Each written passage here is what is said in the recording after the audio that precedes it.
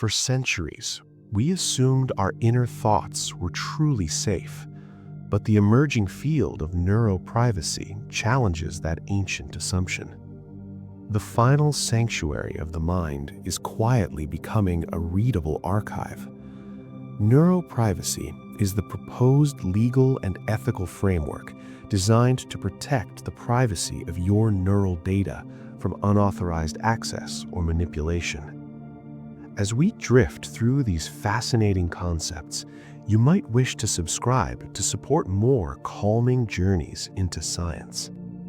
This domain exists because the biological barrier of the skull is no longer an impassable wall, but rather a threshold that technology is learning to cross. It is fascinating to realize that your brain is essentially a biological broadcasting station, continuously humming with electrical signals every waking and sleeping moment. The human brain generates roughly 20 watts of electrical power, a continuous current that never truly goes silent, even when you are deeply asleep. This energy carries the weight of who you are, encoded in electrochemical spikes that travel along axons at speeds of up to 270 miles per hour. Within this high-speed network, your brain processes an estimated 70,000 distinct thoughts per day. Most of these are fleeting and subconscious, mere flickers of neural activity, yet each one leaves a specific signature that can, in theory, be measured. This leads to the realization that the mind is the ultimate generator of big data. A single second of high-resolution brain activity recording can generate gigabytes of raw data, a density of information that rivals the world's most complex supercomputers. This incredible complexity is why the mind has remained a mystery for so long, protecting itself through the sheer difficulty of translation. However, new neurotechnologies are beginning to parse this noise, turning the abstract feeling of a memory into a tangible physical event that can be captured. We often worry about the privacy of our digital devices, yet we rarely pause to consider the privacy of the neural impulses that direct our actions. The data produced by your brain is unlike any other information because it precedes your conscious actions, potentially revealing decisions before you are even aware you have made them. This vast ocean of biodata represents the most intimate information in existence, far more personal than a fingerprint or a genetic sequence, because it represents the very essence of consciousness in real time. To understand the gravity of this exposure, we must first look at the medium through which your mind operates. It is not composed of words, whispering voices, or cinematic images, but rather of electricity. Inside your skull, roughly 86 billion neurons function as tiny biological batteries. Every time you perceive a color, access a memory, or form an intention, these cells communicate by firing rapid electrical pulses known as action potentials.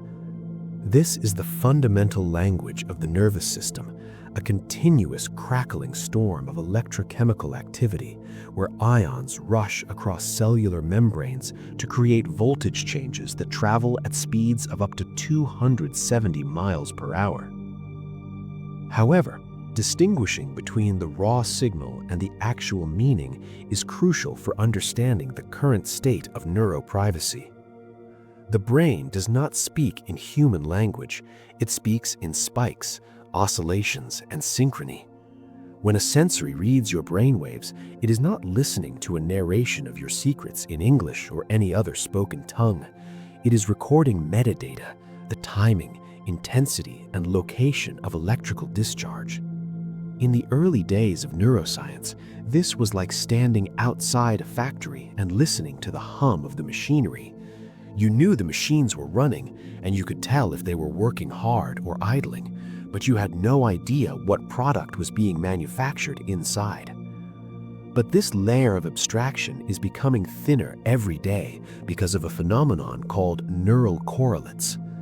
A neural correlate is the specific physical state of the brain that corresponds to a specific subjective experience.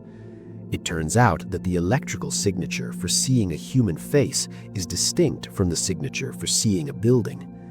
The pattern of neurons that fires when you feel anxious is measurably different from the pattern that activates when you feel calm. This means that while the raw data is just a series of abstract electrical graphs, those graphs act as a consistent code. With enough data, machine learning algorithms can begin to translate this foreign language, acting as a Rosetta Stone for the mind. They learn that a specific voltage spike in the visual cortex equates to the color red, or that a particular rhythm in the temporal lobe relates to the memory of a specific song. The privacy barrier that once existed, the idea that thoughts are immaterial while biology is physical, is being dismantled by the realization that for every mental state, there is a physical, readable equivalent written in the language of electricity. This allows external observers to bypass your spoken words entirely and look directly at the electrical blueprints of your perceptions. To understand this new reality, we must look back to a quiet laboratory in Jena, Germany, in the year 1924. It was there that a psychiatrist named Hans Berger first recorded the human electroencephalogram, better known today as the EEG. The story goes that Berger was driven by a personal experience of telepathy, or what he believed was telepathy, after a near-death accident involving a horse. He wanted to find the physical basis of psychic energy, but instead of proving the existence of spirits, he found electricity. Working in secret, terrified that his colleagues would label him a crackpot, Berger attached silver foil electrodes to his son's scalp and wired them to a galvanometer. For a long time, the needles barely moved, but eventually he captured it. A rhythmic oscillation of roughly 10 cycles per second. This was the first recording of the alpha wave, originally called the Berger wave, and it was the first time in human history that the internal hum of the brain was made visible outside the skull without opening it. When Berger finally published his findings 5 years later, the scientific community met him with profound skepticism. The prevailing wisdom of the time was that the brain's activity was far too subtle and complex to be detected through the thick bone of the skull. They compared it to trying to listen to a single conversation inside a crowded stadium by holding a stethoscope against the outside wall. But Berger was right. He hadn't decoded the specific words of the conversation, but he had proven that the stadium was roaring with measurable energy. This marked the birth of the idea that mental privacy is not absolute, but merely protected by a lack of fidelity in our listening devices. For decades, however, the closest thing society had to a mind-reading device was not a brain scanner, but the polygraph or lie detector. Comparing a polygraph to modern neuroimaging is like comparing a sundial to an atomic clock. The polygraph does not look at the mind at all. It looks at the body's panic response. It measures heart rate, blood pressure, and perspiration. The logic is that lying causes anxiety, and anxiety changes your physiology. But this method is famously flawed because it relies on an emotional reaction that can be suppressed or faked. A seasoned spy, a psychopath, or a simply calm liar can deceive a polygraph by controlling their breathing, while an innocent but nervous person might fail just by being afraid of the machine itself. The brain, however, is much harder to silence than the heart. Modern brain scanning technologies, which serve as the foundation of neuroprivacy debates, bypass the emotional response and look at the cognitive processing itself. To tell a lie, the brain must first know the truth, then suppress it, and finally construct a fabrication. This requires a higher cognitive load and activates different neural pathways than simply telling the truth. There are specific electrical signals, such as the P300 wave, that occur mere milliseconds after you see something you recognize, a weapon, a face, or a location. This signal fires automatically long before your conscious mind has time to decide whether to lie or remain silent. Your brain confesses that it knows the information before you have even formed the intent to deceive. This creates a fundamental asymmetry in the history of interrogation. In the past, you could choose to remain silent, and while your silence might be suspicious, it was not a confession. But if the evidence of your memory exists as a distinct electrical spike that occurs 300 milliseconds after seeing a picture, the concept of remaining silent becomes obsolete. You cannot command your neurons to stop firing any more than you can command your stomach to stop digesting. The biology of recognition is involuntary, meaning that in the age of advanced neuroimaging, the only way to keep a secret is to have never known it in the first place. This inevitable biological honesty is driven by a specific electrical signature known as the P300 wave. Deep within the folds of the parietal cortex, your brain is perpetually evaluating everything it perceives, instantly categorizing inputs as either relevant or irrelevant, familiar or foreign. When your eyes land on something meaningful, a face you love, a password you memorized, or a weapon you handled, your brain emits a distinct spike of electrical activity exactly 300 milliseconds after the stimulus appears. This reaction is not a conscious decision you make. It is a reflex, as automatic and uncontrollable as your pupil constricting in bright light.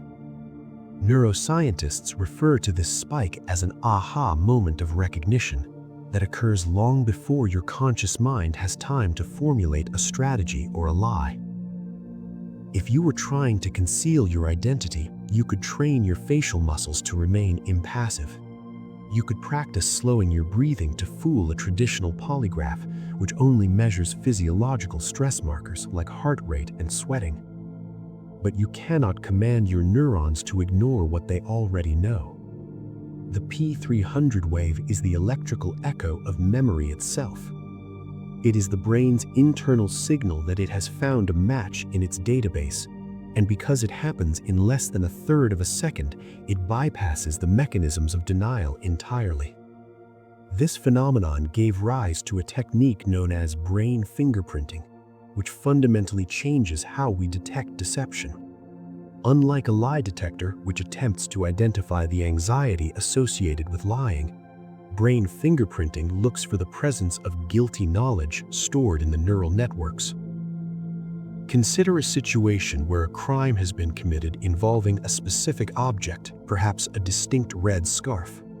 To an innocent suspect, an image of that red scarf is just a random object, indistinguishable in significance from a blue hat or a green glove. Their brain produces no specific spike because the object holds no place in their memory.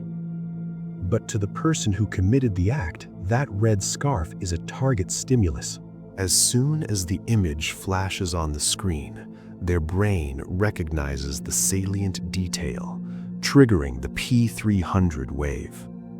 The implications for privacy are profound because this technique turns your own memory against you, transforming the brain from a private sanctuary into a searchable repository of facts. The electrical signal is so reliable that it has been used to help overturn wrongful convictions, proving that a person's brain did not contain the details of a crime scene they were accused of visiting.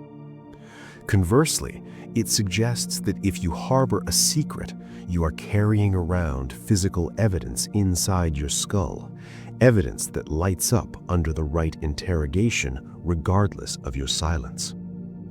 This bypasses the concept of consent in a new way. In a traditional interrogation, you have the right to remain silent, but in a P300 test, your brain speaks for you. The mere act of perception becomes an admission. The eyes act as a conduit, and the cortex acts as the witness. Even if you try to count backward or bite your tongue to distract yourself, the recognition response remains robust. It is a fundamental feature of how humans process information, designed to help us navigate the world by instantly flagging what is important. There is something almost poetic about this electrical truthfulness. While we construct elaborate social masks and carefully curated personas to present to the world, the machinery of the mind remains ruthlessly honest. It cannot pretend to be a stranger to what it knows. This honesty extends beyond simple recognition into the realm of complex visual processing, where recent technological leaps have begun to dissolve the walls of our private perception. For years, the holy grail of neuroscience was to take the electrical storms occurring in the visual cortex and translate them back into a recognizable picture, effectively allowing a machine to see what you are seeing. Until recently, the best we could manage were vague, ghostly shapes that required a great deal of interpretation, looking more like abstract shadows than photographs. However, a profound shift occurred when researchers began pairing functional magnetic resonance imaging with high-powered generative artificial intelligence.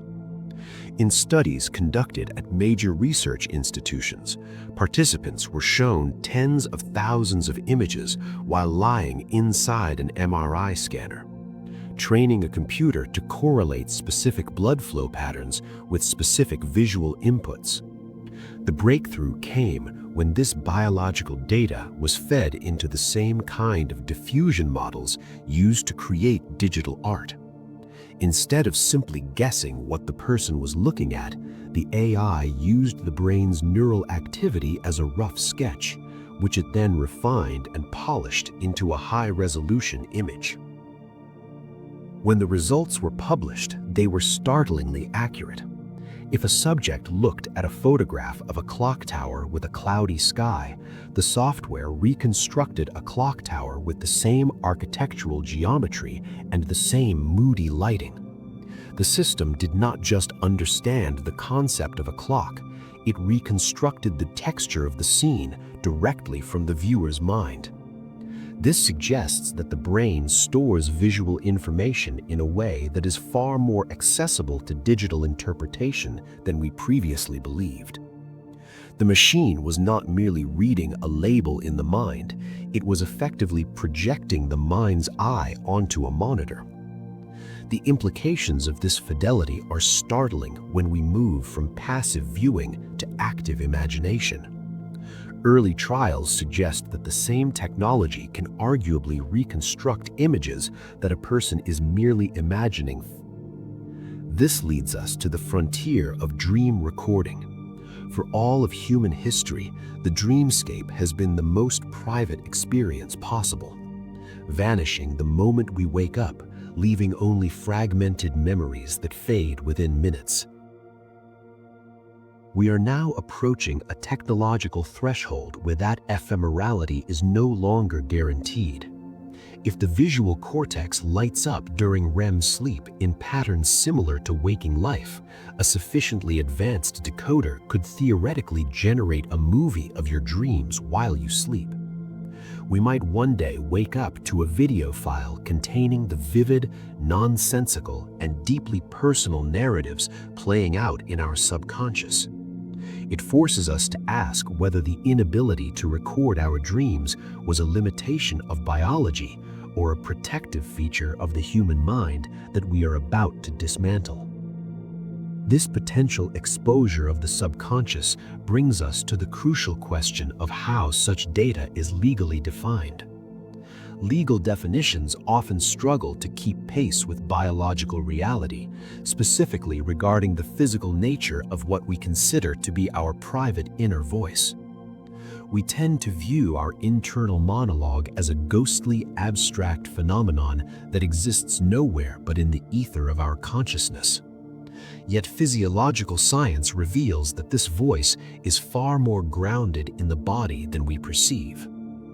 This leads us to the phenomenon of subvocalization, a process where the brain sends motor signals to the speech organs, the tongue, the jaw, and the larynx, even when you have no intention of making a sound. When you read a book silently or rehearse a difficult conversation in your mind, your brain is actually orchestrating the physical actions required to speak those words, stopping just short of pushing air through the vocal cords to produce vibration. To the human eye, you are motionless and silent, but to sensitive electromyography sensors placed along the jaw and throat, you are shouting. These sensors can detect the microscopic neuromuscular twitches that correspond to specific phonemes, effectively allowing a machine to lip-read your internal dialogue without you ever opening your mouth. This technology, often referred to as silent speech interfaces, has already reached a level of sophistication where it can transcribe these silent signals into text on a screen or synthesized audio in real time. For the medical community, this offers a profound breakthrough for patients suffering from conditions like ALS or stroke, who may have lost the physical ability to articulate speech but retain perfectly intact cognitive functions. It allows them to bypass the paralysis of the body and speak directly from the signals sent to the throat, restoring their agency and connection to the world. However, the existence of such technology creates a complex dilemma for neuroprivacy, particularly regarding the distinction between a fleeting thought and a formed sentence. Most of us rely on a mental buffer, a safety zone where we draft, edit, and censor our thoughts before they become spoken words. This filtering process is the foundation of social interaction and diplomacy. We might formulate a sharp retort in a moment of anger, only to suppress it and offer a polite nod instead.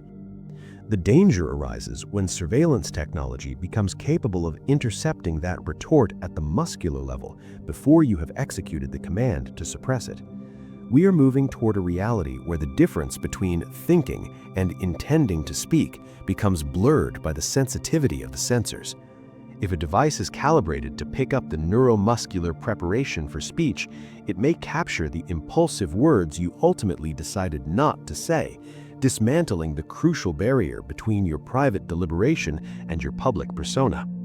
This forces us to question whether we possess the right to keep our unsaid words truly unsaid, or if the mere biological preparation to speak them constitutes a data point that can be harvested, analyzed, or even used against us in a court of law. This concern is no longer confined to sterile laboratories or high-stakes interrogations, because the hardware required to read these signals has rapidly migrated into our living rooms.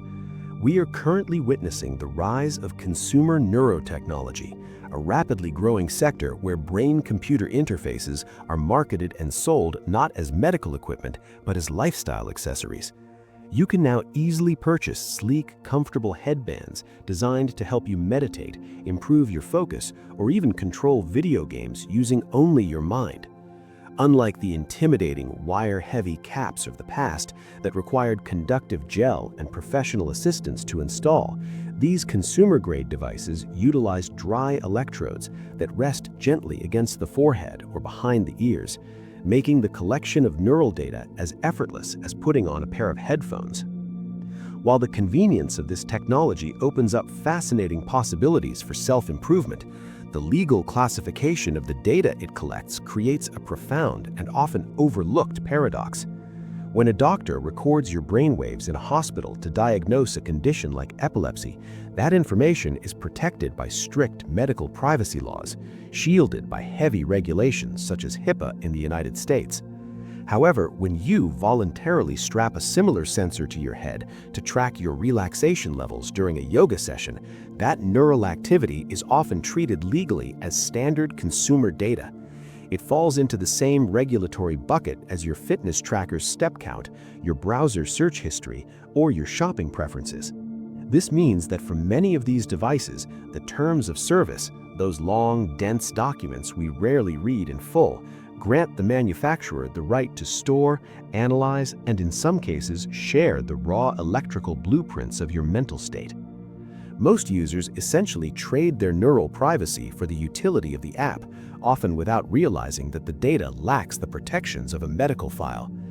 The implications of this unregulated collection extend far beyond simple relaxation metrics or focus scores. Researchers have found that even consumer-grade EEG devices, which are far less sensitive than clinical ones, can still capture distinctive patterns related to emotional engagement, recognition, and fatigue. There's a well-documented neurological response known as the P300 wave, a specific spike in brain activity that occurs roughly 300 milliseconds after you recognize something significant, such as a familiar face, a PIN code, or a specific location. If a consumer wearable is recording your background brain activity while you scroll through a social media feed or watch a series of advertisements, it is theoretically possible to correlate your neural spikes with the images on your screen, creating a map of your subconscious interests and recognitions without you ever pressing a button or speaking a word. It turns out there is a profound neurological difference between noticing a product and actually wanting it. A distinction that brain scans reveal by measuring the gap between cortical attention and limbic engagement. You might stare intently at a confusing advertisement, causing your visual cortex and frontal lobe to light up with activity as you try to solve the puzzle of the image, which a traditional survey might interpret as high interest. However, if the emotional centers of the brain, specifically the limbic system, remain dormant, that high level of attention rarely translates into a purchase. The science reveals that we do not buy what we understand. We buy what makes our emotional centers glow, often without our conscious permission. This leads to the discovery of what is often casually referred to as the brain's buy button, though it is less of a single button and more of a specific tug-of-war between two distinct regions. When you look at a product you desire, the nucleus accumbens, a small region associated with reward and pleasure, becomes active. Simultaneously, when you look at the price tag, the insula, a region associated with physical pain and disgust, also lights up. The decision to purchase is essentially a mathematical calculation performed by the brain to see which signal is stronger, the anticipation of reward or the pain of parting with money. This subconscious battle often results in purchases that baffle our logical minds later on. Have you ever found yourself buying something completely random just because the packaging felt satisfying or the color stood out even if you couldn't explain why you needed it at that moment? I would love to hear about those mysterious impulse buys in the comments, or perhaps a commercial from your childhood that you still remember vividly for no logical reason. These hidden mechanisms explain why neuromarketing studies have been able to predict the success of pop songs and movies with greater accuracy than the people listening to them. In one famous study, participants listened to new songs and rated them, but their verbal ratings failed to predict which songs would become hits.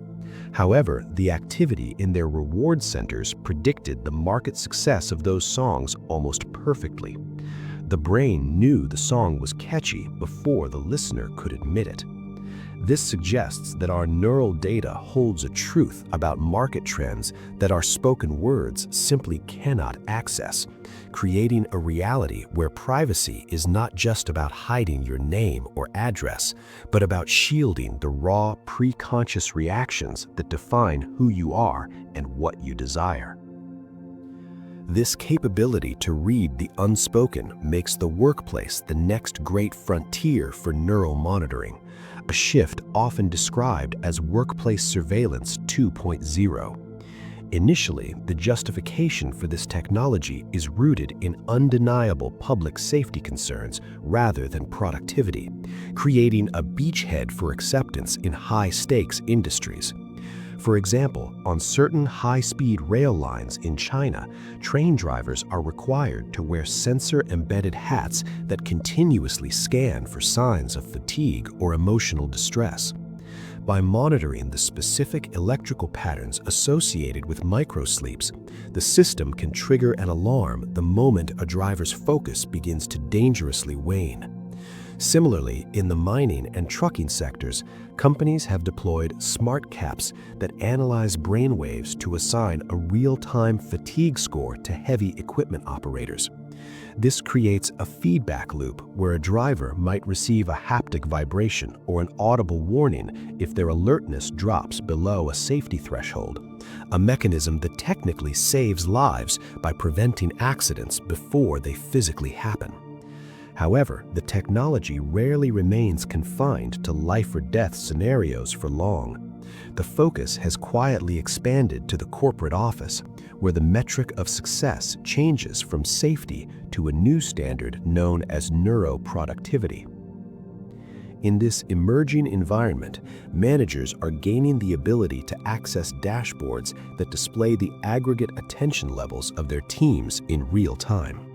Algorithms are being trained to distinguish between the brainwaves associated with deep, active work, typically beta and gamma waves, and the specific neural signature of attention drift. This effectively renders traditional methods of looking busy obsolete. Typing loudly or staring intently at a screen offers no camouflage when the monitoring device is reading the electrical output of the cortex itself. This introduces a concept that organizational psychologists call the neuroproductivity score, a unified metric that rates an employee not on their output, but on their sustained intensity of their neural engagement. This granular level of tracking has led to a profound ethical dilemma regarding the ownership of your mental state during working hours. Legal scholars are already debating whether a momentary lapse in concentration, daydreaming about your evening plans while sitting at your desk, could eventually be classified as a form of wage theft. If an employer is paying for your time, the argument goes, do they also own the cognitive processes occurring during that time? This perspective treats the human brain like a machine that should run at constant peak efficiency, ignoring the biological reality that the brain requires downtime to function. The brain operates in cycles, heavily relying on the default mode network, the state we enter when we zone out, to consolidate information and solve complex problems in the background. If a neuroproductivity score penalizes an employee for this natural recovery phase, classifying it as time off task, the workplace becomes a hostile environment for human biology itself, forcing workers to override their natural neural rhythms to satisfy an algorithmic demand for constant linear focus. This demand for constant linearity extends far beyond the cubicle and has migrated physically into the cab of the heavy hauler. In the dusty red earth open-cut mines of Western Australia and along the complex high-speed rail networks of China, a new piece of uniform has quietly become mandatory for thousands of operators, blending in so perfectly that you would likely miss it entirely if you saw it passing by on the highway. It appears to be nothing more than a standard baseball cap or a regulation hard hat, the kind used to shield eyes from the glare of the sun. However, the sweatband lining the interior of these headpieces conceals a sophisticated array of dry sensor EEG electrodes pressing gently against the wearer's forehead and scalp to form a continuous loop of neural surveillance known as the smart cap. Unlike a dashboard camera that waits for a driver's eyelids to physically droop, a physical sign that is often too late to prevent a catastrophe involving heavy machinery, these sensors are listening for the invisible electrical whisper of a microsleep. This is a fleeting biological event where the brain involuntarily switches offline for a fraction of a second, often while the eyes remain wide open and the hands are still locked on the wheel. The technology detects the sudden, betraying shift from the alert, choppy beta waves of active concentration to the slower, drifting theta waves of drowsiness, sounding an audible alarm in the cabin to jolt the operator back to full consciousness before the vehicle drifts out of its lane. It is a fascinating safety innovation that undoubtedly saves lives, yet it raises a quiet, lingering question about how much of our internal state we are willing to share. Which makes me wonder, have you ever experienced that sudden, startling jerk of falling asleep for just a second while reading or watching a movie, only to realize your brain had checked out long before you actually closed your eyes? For the trucker or the train conductor wearing the cap, that private moment of exhaustion is no longer private, but a data point transmitted in real time to a central dashboard, often hundreds of miles away. There, a supervisor monitors the aggregate fatigue levels of the entire fleet, creating a scenario where a worker's biological need for rest is visible to management before the worker even acknowledges it themselves. The implications of this technology naturally extend beyond simple tiredness, entering the murky realm of emotional monitoring. Because the brain's electrical signature changes under pressure, these systems can inadvertently track stress levels and anxiety in real time.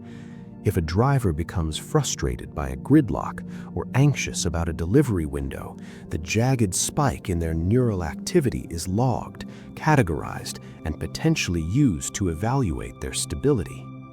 The open road, once a romantic symbol of solitude and freedom, is transformed into a corridor of constant biological observation, where the driver's peace of mind is as closely tracked and as critically graded as the fuel efficiency of the engine itself.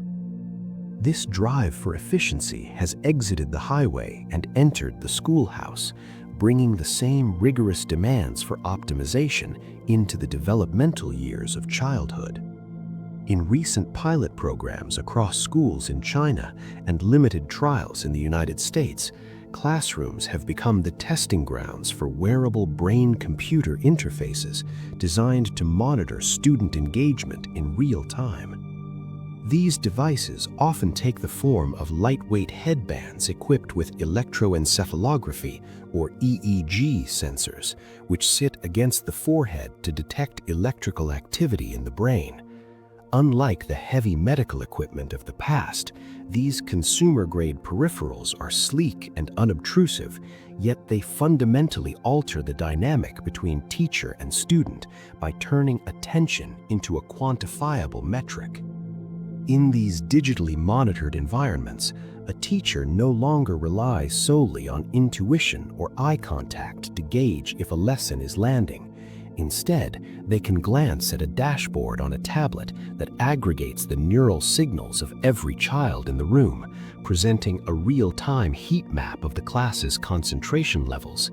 If the collective attention drops, the software flags it immediately. Some versions of this hardware even feature LED lights on the headbands themselves, which change color based on the wearer's mental state, glowing one color for deep focus and another for distraction.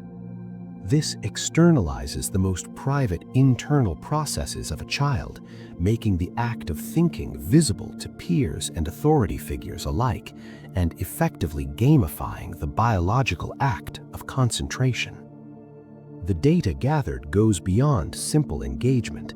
Algorithms are now being trained to identify specific neural signatures associated with confusion, boredom, or stress. Proponents argue this allows for unprecedented personalization, where a curriculum can automatically adjust its difficulty the moment a student's brainwaves suggest they are struggling. However, privacy experts warn that this creates a form of surveillance pedagogy where the student's mind is treated less like a garden to be tended and more like a processor to be maximized. The risk lies in pathologizing the natural rhythms of the human mind. Neuroscience tells us that the brain's default mode network, which activates when we daydream or let our minds wander, is critical for memory consolidation and creative problem-solving. By penalizing these moments of mental drift as inefficient, these systems may inadvertently stunt the development of imagination. Furthermore, the permanence of this data raises significant concerns about a child's neuroprivacy. Just as standardized test scores follow a student, there is the potential for a permanent record of cognitive biometrics to be established, a detailed history of how quickly a child thinks, how often they get distracted, and how their brain reacts to pressure. This data could theoretically follow them for years, influencing academic tracking or future opportunities based on biological tendencies recorded when they were merely learning long division. The classroom, once a safe harbor for the messy process of learning, risks becoming a glass house where even the hesitation of a thought is observed, measured, and stored. If the classroom is a glass house, the living room is slowly becoming a laboratory of voluntary transparency. Millions of players are now donning headsets that do far more than display a three-dimensional world, inviting surveillance directly onto their faces in the name of entertainment. Modern virtual reality hardware creates an intimate seal against the skin, positioning sensors mere millimeters from the eyes and forehead to track biological responses with medical-grade precision. High-end consumer devices have begun integrating eye-tracking cameras that do not simply allow you to aim a weapon with a glance, but record exactly where your attention lingers and for how many milliseconds. This is often justified by a technique called foveated rendering, which saves computing power by blurring the graphics in your peripheral vision and keeping only the center of your gaze sharp. Yet the side effect is a perfect, archived record of your visual attention. Beyond the eyes, the foam lining of these headsets is increasingly being fitted with dry sensor EEG electrodes capable of reading the electrical activity of the prefrontal cortex. These non-invasive sensors translate brainwaves into game mechanics, allowing developers to engineer adaptive gameplay where the virtual environment changes in real time based on your physiological stress. Imagine a survival horror game that continuously monitors your alpha and beta waves. If it detects that your heart rate is steady and your mind is calm, the software dynamically increases the number of enemies or dims the virtual lighting to provoke a reaction. Conversely, if the biometric data suggests you are nearing frustration or true panic, the game can subtly lower the difficulty to keep you engaged without causing you to quit. This creates a technological loop where the console knows you are afraid before you have the conscious chance to scream.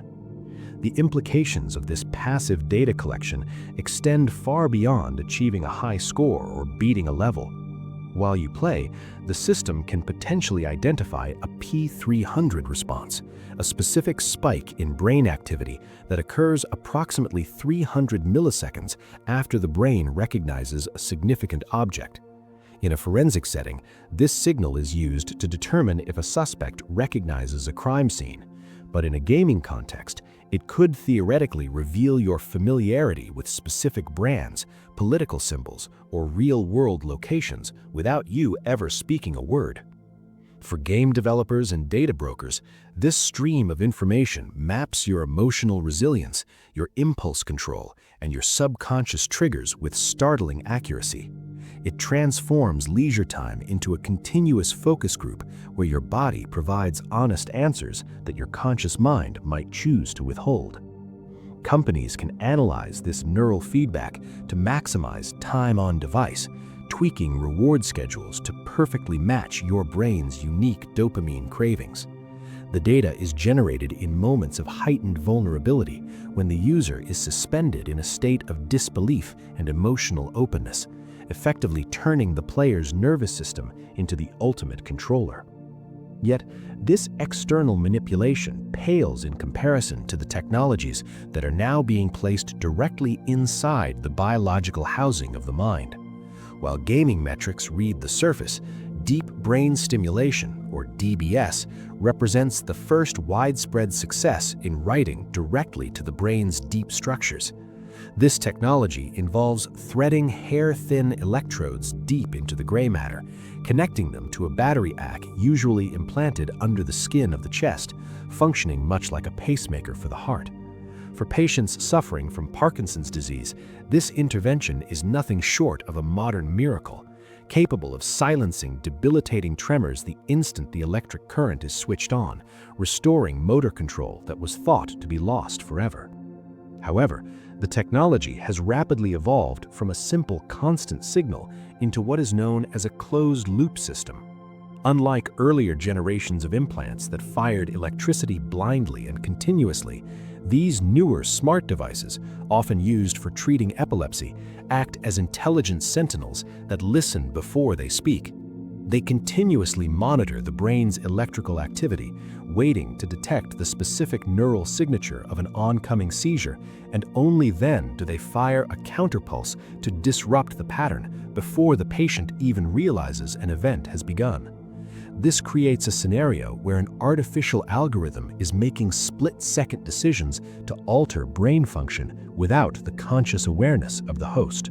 The privacy implications of these closed-loop systems are profound because they require the device to constantly record and analyze neural data to function. This means the implant is holding a digital log of the brain's internal state, creating a localized database of neural history that sits inside the patient's body. To make these devices manageable for doctors, they are equipped with wireless telemetry, allowing physicians to adjust settings and download data without surgery. This wireless convenience, however, introduces a startling vulnerability regarding the security of the nervous system itself. Security researchers have demonstrated that many of these implantable medical devices utilize communication protocols that can be intercepted or even mimicked by unauthorized hardware. This theoretical risk, often termed brainjacking, involves a malicious actor accessing the implant to drain its battery, steal the recorded neural data, or more chillingly, alter the stimulation parameters. Beyond the digital security risks, there's a deeply personal side to this technology that touches on the very definition of the self. Some patients living with brain implants report a phenomenon known as aberrant agency, where they struggle to distinguish their own emotions from the effects of the machine. There are documented cases where the electrical stimulation, while successfully treating a motor disorder, inadvertently triggered significant personality shifts, such as newfound impulsivity, mania, or uncharacteristic gambling habits. When the settings were adjusted, the behaviors vanished, leaving the patients to wonder which thoughts were truly their own and which were the result of a voltage change. It creates a complex bioethical dilemma where the line between the person and the programmer becomes blurred, raising the question of whether a mood or a desire is a genuine expression of the soul or a byproduct of an algorithm designed to optimize neural efficiency. This uncertainty extends beyond internal emotional states and fundamentally reshapes our understanding of physical action in the external world. When we examine the mechanics of brain-computer interfaces designed to assist individuals with paralysis, we encounter a profound philosophical puzzle regarding the true origin of movement. In these advanced systems, a user intends to move a cursor across a screen, and the neural interface decodes that intention into digital commands. However, because raw brain signals are often noisy or erratic, the software does not simply transcribe the signal, it interprets and cleans it. The system often employs predictive algorithms to smooth out the trajectory, anticipating the user's likely target, perhaps a specific icon or button, and subtly guiding the cursor towards it to ensure accuracy. This technological assistance creates a complex gray area known as the agency gap. If the user's brain signaled a general direction, but the algorithm calculated the precise vector and snapped the cursor to the final destination, we are forced to ask who actually performed the action. Was it the human who conceived the desire, or the machine that executed the logistics? This is not merely a technicality, but a radical shift in the definition of authorship over our own behavior. Researchers refer to this emerging phenomenon as hybrid agency or shared autonomy. Unlike a passive tool, such as a hammer or a paintbrush, which remains inert until acted upon, a smart neural interface is an active participant in the process of volition. It listens, evaluates, and sometimes overrides the biological input to optimize the result. Consequently, the boundary between human intention and machine assistance create a unified, indistinguishable event. From the perspective of neuroprivacy, this collaboration implies that the system must possess a deep predictive model of the user's mind. To successfully assist you, the interface must know your habits and goals well enough to complete your sentences, or in this case, your movements. This requires the continuous harvesting of intimate data regarding how you think and how you act. Furthermore, there's a psychological dimension to this partnership. For the technology to feel natural, the user must maintain a sense of agency or the feeling that they are solely responsible for the action. Engineers must tune the algorithm to help enough to be useful, but not so much that the user feels like a passenger in their own body. This fine-tuning essentially involves manipulating the user's perception of control. We are approaching a reality where our actions are effectively co-authored by software, making it increasingly difficult to disentangle where the human spirit ends and the digital logic begins, complicating everything from personal responsibility to the legal concept of liability. This blurring of lines drives the demand for more absolute forms of identification, pushing security beyond things we carry, like keys, or things we know, like passwords, towards the one thing we truly are. This brings us to the emerging field of cognitive biometrics, often popularly referred to as pass thoughts. Unlike a fingerprint, which is a static physical ridge on the skin, a pass thought is a dynamic cognitive event. To unlock a secure facility or a digital wallet, a user might be asked to mentally hum a specific bar of a song, visualize a blue cube rotating in space, or recall a specific childhood memory. Because no two brains are wired exactly alike due to the unique pruning of synapses over a lifetime of learning, the electrical signature generated by that specific thought is theoretically unique to you. It creates a password that exists only while you are actively thinking it, vanishing the moment your attention wanders. The allure of this technology is obvious when you consider the inherent vulnerabilities of our current physical biometrics. You leave your fingerprints on almost every surface you touch, from door handles to wine glasses, allowing them to be lifted and replicated by determined adversaries. High-resolution photography can already be used to spoof facial recognition systems, and voice prints can be synthesized by AI. Your brainwaves, however, remain hidden inside the skull, invisible to the naked eye and impossible to lift from a discarded coffee cup.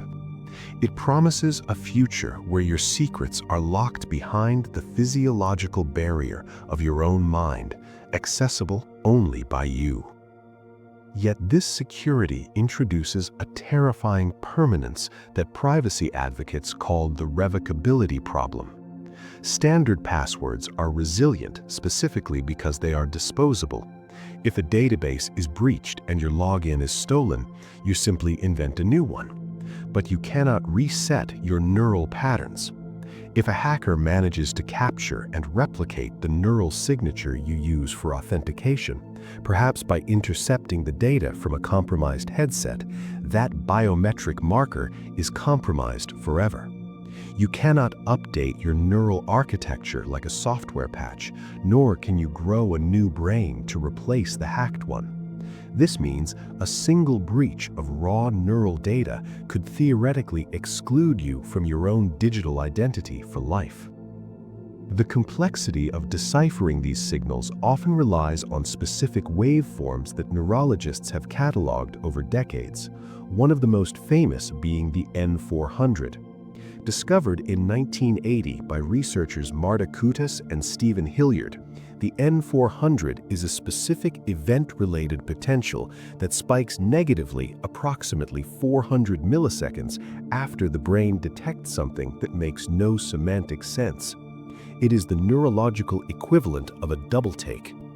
If you hear the sentence, "I take my coffee with cream and sugar," your brain processes the sequence smoothly. However, if you hear, "I take my coffee with cream and socks," the N400 wave surges on the EEG readout exactly when the word socks is registered. The brain creates a massive electrical error message because the word violates the context established by the previous words. What makes the N400 so critical for neuroprivacy is that it triggers automatically, largely bypassing your conscious will to deceive. It reflects your brain's semantic expectations based on what it already knows to be true, operating faster than you can formulate a lie. This has led to sophisticated guilty knowledge tests where interrogators can show a suspect a series of images, perhaps a weapon or a location known only to the perpetrator. If the brain produces a recognition response or fails to produce an N400 surprise signal when shown a detail that should be surprising to an innocent person, the brainwaves can betray a person's memories before they have even decided to remain silent. This possibility of involuntary confession leads us directly into the darker, more theoretical territory of what security experts call brain spyware. As we move towards a world where brain-computer interfaces are not just medical tools, but consumer gadgets for gaming and productivity, we inherit the vulnerabilities inherent in all software. Researchers have identified a risk where malicious applications, disguised as innocent games or meditation tools, could harvest neural data in the background without the user's consent. Just as a smartphone app might request access to your camera or microphone, a brain interface app requires access to your neural signals to function. However, once that bridge is open, limiting what the software reads becomes incredibly difficult. This vulnerability has been demonstrated in proof-of-concept studies involving consumer-grade gaming headsets. Scientists at the University of California at Berkeley and the University of Oxford collaborated to show that off-the-shelf EEG devices could be manipulated to steal information through what is known as a side-channel attack. The method is elegant and nearly undetectable to the conscious mind. While a user is engaged in a simple video game, focusing on moving a character or solving a puzzle, the compromised software can flash images on the periphery of the screen. These images might be pictures of debit cards, pin pads, maps of local neighborhoods, or faces of political figures. They appear for mere milliseconds, too fast for the person to consciously realize they have seen anything at all. Yet even when the conscious mind fails to register the image, the visual cortex does not. If the hidden image holds significance to the user, such as the logo of the bank where they keep their savings or the street where they live, the brain emits that distinctive P300 electrical spike we discussed earlier. The spyware simply records the timestamp of the image flash and checks for a corresponding spike in the user's brain data.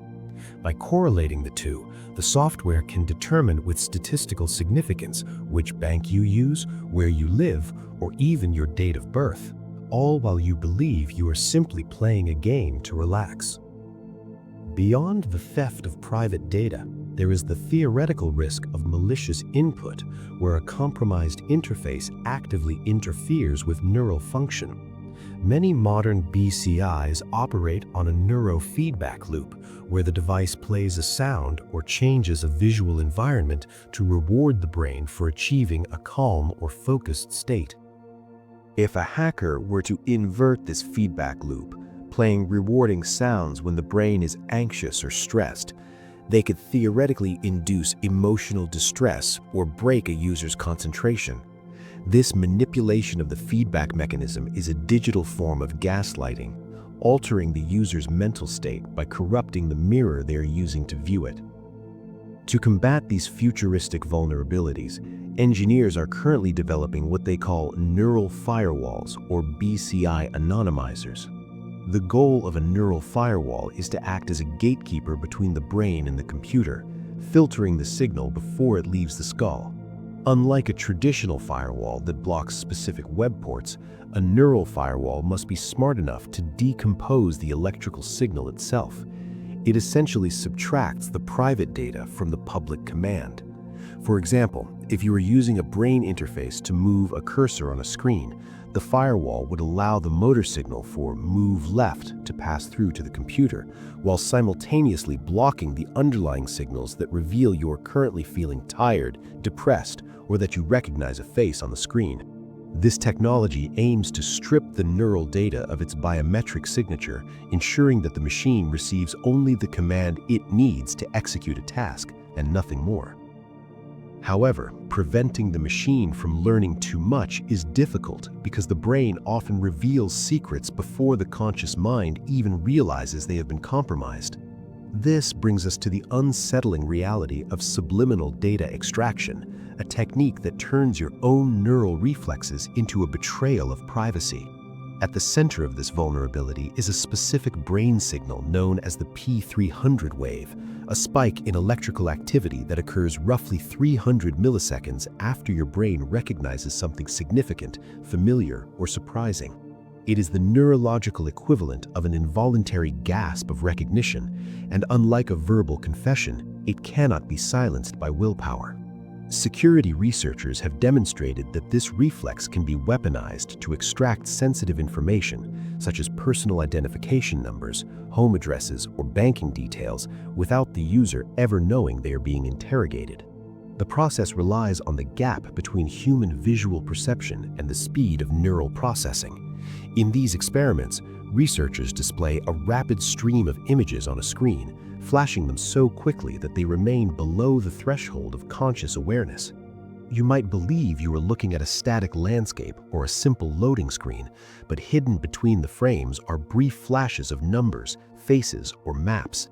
Even though you do not consciously see the number 4 flashed on the screen, if that number happens to be part of your PIN code, your brain reacts with that telltale P300 spike. By iterating through numbers 0 to 9 and monitoring which ones trigger the recognition signal, the software can statistically determine your passcode with alarming accuracy. This is effectively a brain-computer interface hacking technique known as a side-channel attack. It bypasses the conscious mind entirely, querying the subconscious directly for information it holds dear. It makes one wonder about the vast processing power of the subconscious mind in daily life. Do you ever experience strong intuition or gut feelings where you seem to know something is true without knowing why, almost as if your brain processed the answer before you could articulate it?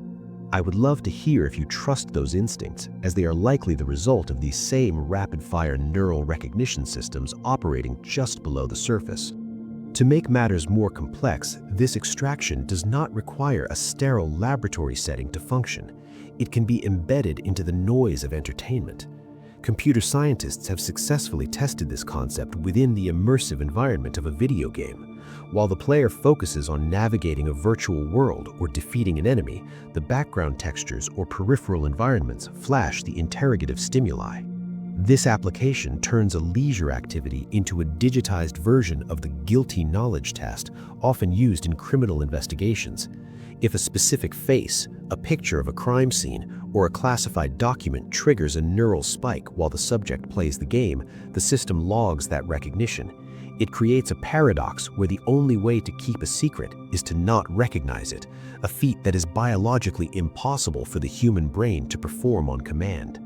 This biological impossibility leads us to an even more profound frontier in neuroprivacy, one that concerns not just the theft of information, but the active manipulation of the self.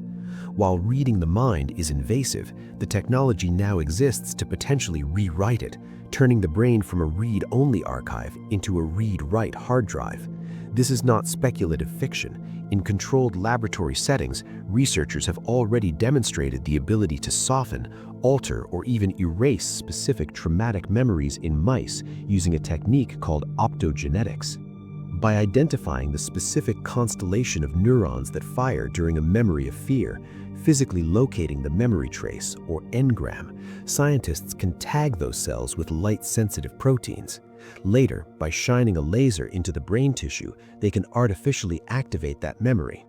But the true manipulation occurs during the process of recall. We used to believe that memories were like video files, recorded once and stored forever in a static state. We now know that memory is reconstructive. Every time you remember your first day of school or a painful breakup, your brain is physically rebuilding that neural circuit from scratch.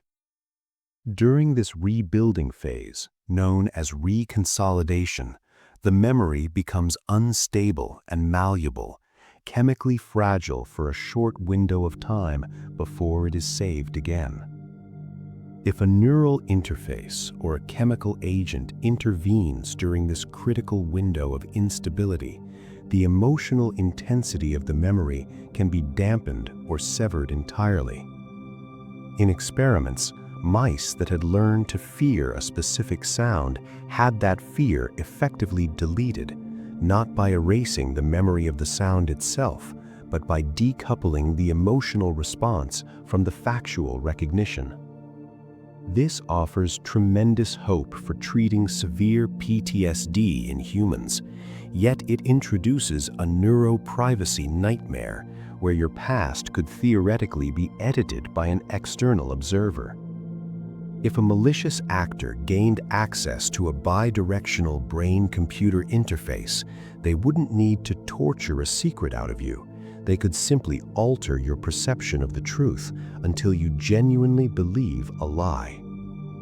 This capability extends beyond erasure into the realm of fabrication. In what is essentially a real-world version of cinematic mind hacking, researchers at MIT successfully implanted a false memory into a mouse. They manipulated the neurons to make the subject believe it had received a shock in a specific location it was currently visiting, even though the shock had actually occurred in a completely different environment. The mouse reacted with genuine terror to a place that had previously been safe, unable to distinguish the artificial neural firing from a real experience. If you had the option to chemically dampen the sting of a heartbreak or a failure, would you take it? Or do you believe those sharp edges are essential to your growth? The existence of such technology suggests that in a future of widespread neural augmentation, the integrity of your own history could be called into question. If memories can be injected or distorted, the legal system, which relies heavily on eyewitness testimony, would face a crisis of credibility. And on a personal level, the narrative of who you are becomes subject to revision. The very act of observing the mind changes it, and as we connect our brains to the cloud, we risk exposing our internal autobiography to the editing pen of algorithms, corporations, or hackers who might decide that some of your memories are better left forgotten, or that new, profitable habits should be written in their place. This potential for rewriting the self is not merely a commercial ambition, but has long been a subject of intense interest within the highest levels of national defense. For decades, the United States Defense Advanced Research Agency, known widely as DARPA, has been quietly leading the charge in developing direct neural interfaces, effectively moving the technology out of the clinic and onto the battlefield. While early iterations focused on noble goals like restoring function to injured veterans, allowing them to control robotic limbs with their thoughts, the modern objective has arguably evolved toward enhancement rather than restoration. This initiative, often categorized under programs like N3 or next-generation non-surgical neurotechnology, aims to create high-fidelity interfaces that do not require drilling into the skull, but can instead read and write to the brain through a wearable helmet or headset, making the technology viable for active-duty, able-bodied personnel. The implications of this shift are not just about controlling drones with a glance, though that is certainly part of the operational vision, but about fundamentally altering how human beings communicate during conflict. One of the most persistent areas of research involves a concept often referred to as silent talk. In the chaos of a firefight, shouting commands or whispering into a radio is slow and prone to environmental interference, but a direct brain-to-brain link would theoretically allow a squad of soldiers to share tactical information telepathically. By decoding the neural signals associated with internal speech, the words you say to yourself in your head before you speak them aloud, computers can transmit those thoughts instantly to a teammate, creating a silent, hive mind efficiency that renders traditional radio obsolete. Yet communication is only half the battle. Reaction speed is the other. The human brain recognizes a threat, such as a sniper in a window or a hidden explosive, significantly faster than the conscious mind can process it. There is a specific brainwave spike known as the P300, which occurs when you recognize something significant, even if you are not yet consciously aware of what you saw. Military researchers have utilized this by coupling rapid-fire image processing with neural monitoring, creating systems that act as cognitive binoculars.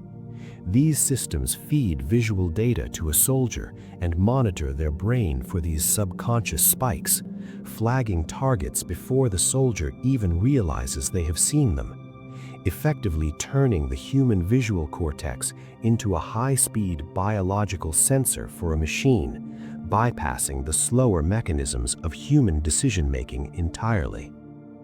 This symbiotic relationship creates a profound ethical gray zone regarding the autonomy of the warfighter. If a commander can monitor the neural data of their troops, they can see not just their location, but their internal mental state, measuring fear, hesitation, or fatigue in real time. It opens the door to closed-loop systems that could automatically dampen fear responses or artificially stimulate alertness via electrical modulation, potentially transforming a human being into a relentless operator incapable of panic. It forces us to ask if you would ever feel comfortable trusting a machine that could override your own reflexes. If a soldier triggers a weapon based on a sub-threshold neural spike detected by an algorithm rather than a conscious choice to pull a trigger, the question of who bears the moral responsibility for the violence becomes terrifyingly difficult to answer. This ambiguity shifts from the battlefield directly to the police station, where the law faces an unprecedented challenge regarding the contents of your mind. We are entering an era where the legal system must decide if your thoughts are private property or merely physical evidence to be collected. In most legal frameworks, including the United States, there is a distinct line drawn between testimonial evidence and physical evidence. Testimonial evidence involves communication, facts you choose to share through speech or writing, which is protected by the Fifth Amendment right against self-incrimination. You cannot be forced to speak your guilt. However, physical evidence, like your fingerprints, DNA, or the shape of your face, does not enjoy this same protection. The state can compel you to provide these because they are merely aspects of your body, not expressions of your conscious will. The crisis arises when we try to categorize brainwaves. If a prosecutor argues that a neural spike is just a biological reaction, an involuntary reflex of electricity and blood flow similar to a heartbeat, then your memories could legally be classified as physical evidence.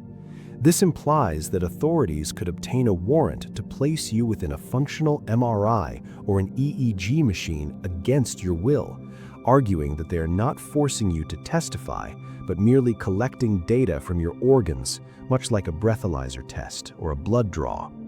This loophole would effectively nullify the right to silence, as your brain would be speaking on your behalf while your mouth remained firmly shut. This is not merely a theoretical debate for future textbooks. It has already impacted real human lives in courtrooms. In 2008, a judge in India sentenced a woman to life in prison for poisoning her fiancé, a conviction that relied heavily on a brain electrical oscillation signature test. The technology claimed to distinguish between conceptual knowledge, which is knowing how a crime was committed because you heard about it, and experiential knowledge, which is the specific neural firing pattern that occurs only when remembering an event you personally participated in. The judge ruled that the scan proved she had experiential knowledge of the murder, a decision that sent ripples of concern through the global legal community. Have you ever been accused of something you didn't do and wished there was a machine that could instantly prove your innocence without you having to say a word? It is a tempting thought, yet the precedent set by such cases suggests a world where the interior of your skull is no longer a sanctuary. While the Supreme Court in the United States has not yet issued a defining ruling on whether compelled brain scans violate the Fourth Amendment protections for unreasonable search and seizure, lower courts have generally been skeptical of the technology's reliability, often blocking it from being used by defendants to prove their innocence. However, legal scholars warn that as the accuracy of these machines improves, the pressure to use them as mind warrants will become irresistible to law enforcement. If the legal definition of personhood shifts to treat the mind as just another biological machinery to be inspected, the very concept of privacy will have to be rewritten. Unfortunately, history suggests this rewriting process will likely be dangerously slow. There is a fundamental disconnect known as the pacing problem, where technological innovation accelerates at an exponential rate, while legal frameworks evolve only linearly. By the time a high court hears a case regarding the misuse of a specific brain scanning device, the technology in question has often been obsolete for years, replaced by something far more invasive. This lag occurs because legal systems are built on precedent, looking backwards at past rulings to navigate the future, whereas neurotechnology is strictly forward-facing, rendering yesterday's rules entirely inadequate for tomorrow's headsets. You might assume that existing heavy hitters like the GDPR in Europe or HIPAA in the United States would offer a sturdy shield for your neural data, but these laws were simply not designed for the intimacy of thought. A major blind spot lies in the distinction between health data and consumer data. In the United States, HIPAA regulations strictly protect medical information shared between a patient and a doctor. However, the moment you purchase a consumer-grade EEG headband to help you meditate or focus, the stream of electrical data coming from your brain is not classified as a medical record. It is legally treated as consumer data, falling under the same loose regulations as your grocery list or your music streaming history. I would be interested to know if you are one of the rare few who actually reads those user agreements before clicking accept, or if you simply trust the process like the rest of us usually do. The situation becomes even more complex when we consider inferred data, which allows companies to bypass privacy laws entirely. Most current regulations focus on data that is explicitly collected, such as a direct recording of your neural activity. Yet, sophisticated machine learning algorithms no longer need a direct wire into your cortex to know what you are thinking. By analyzing proxy data, such as your typing speed, mouse movements, eye tracking, and even the slight fluctuations in your heart rate, companies can infer your mental state, emotional condition, and intent with high accuracy. This creates a loophole where a corporation can construct a near-perfect model of your mind without ever technically collecting neural data, thereby sidestepping the few neuroprivacy laws that do exist. This inferred profile acts as a digital shadow, a version of your mind that lives on a server, unprotected and available to the highest bidder.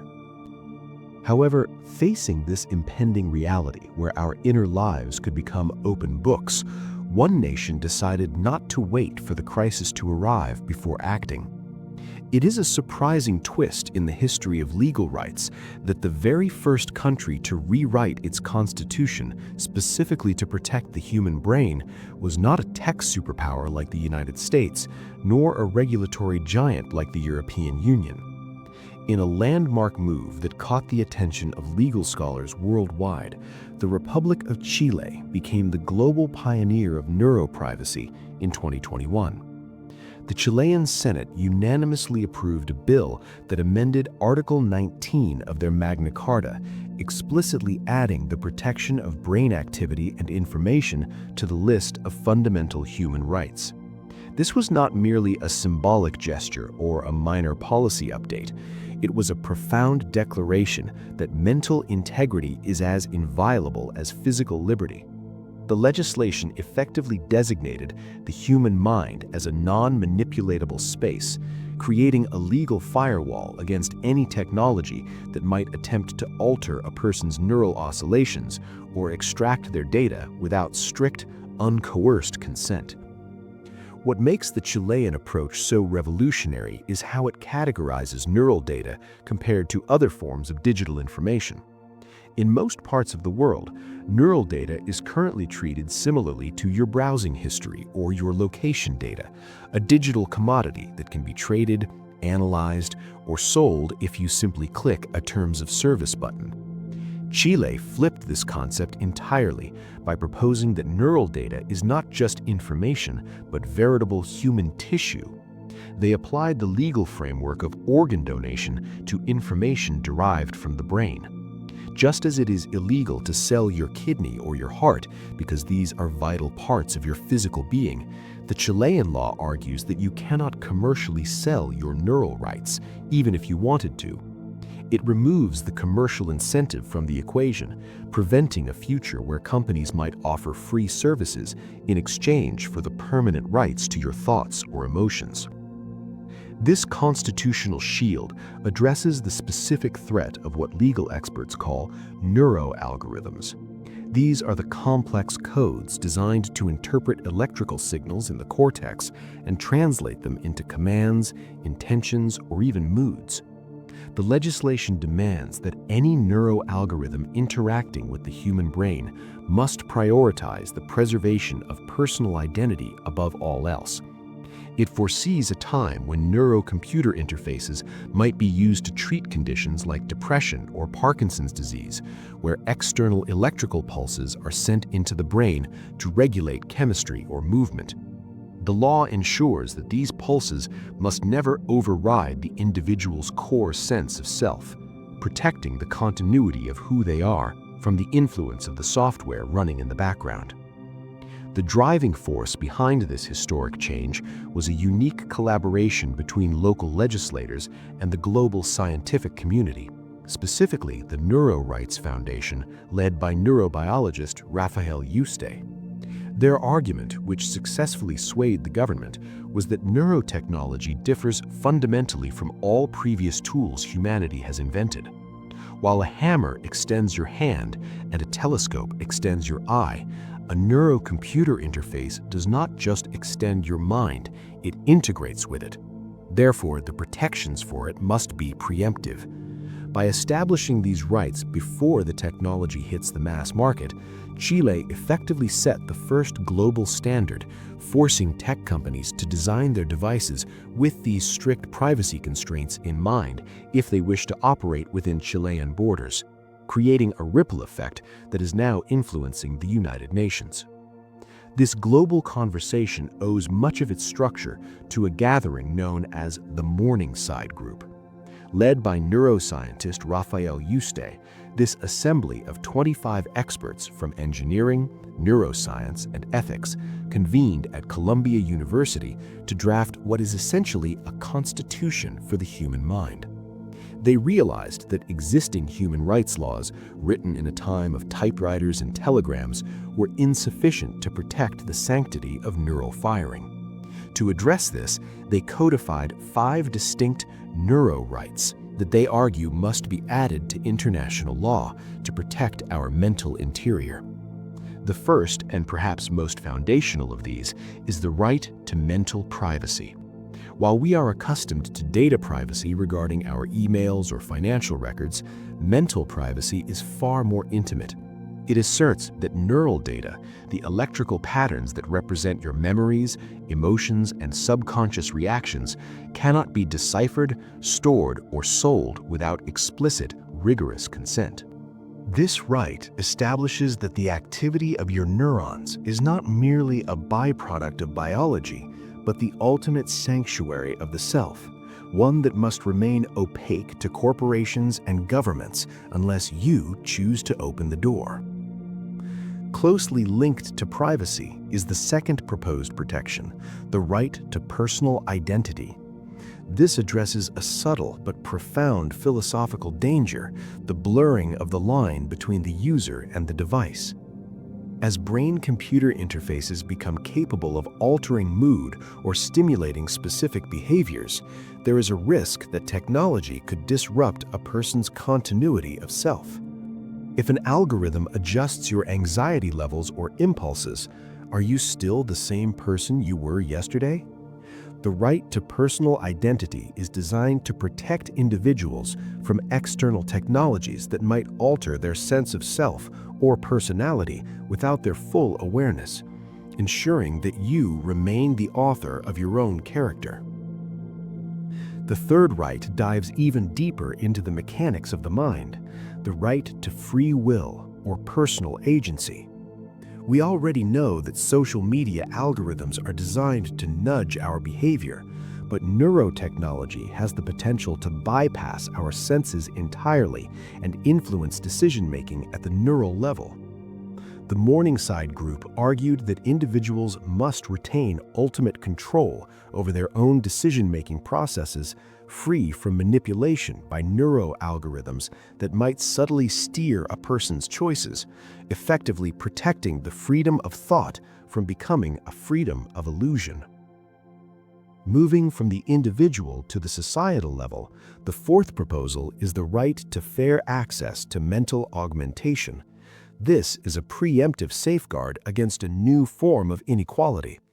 If neurotechnology eventually allows for cognitive enhancement, such as improved memory, faster processing speeds, or instant skill acquisition, and if these tools are only available to the wealthy, we risk creating a biological caste system. This right argues that mental augmentation should not be a luxury good that creates a superhuman class, but rather a technology that is distributed equitably to prevent a permanent cognitive divide in the human species. Finally, the group identified the right to protection from algorithmic bias.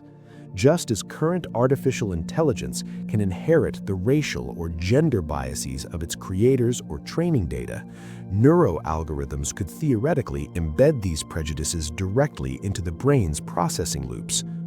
If a device is helping you make decisions, it must be free from discriminatory logic.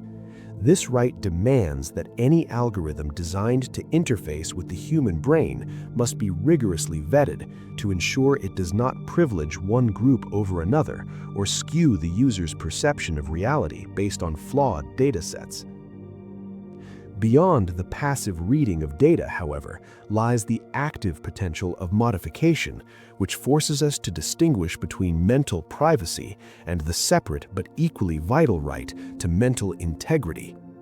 While privacy focuses on preventing the unauthorized collection of your neural data, essentially keeping the door to your mind closed, integrity ensures that no one forces the door open to rearrange the furniture inside.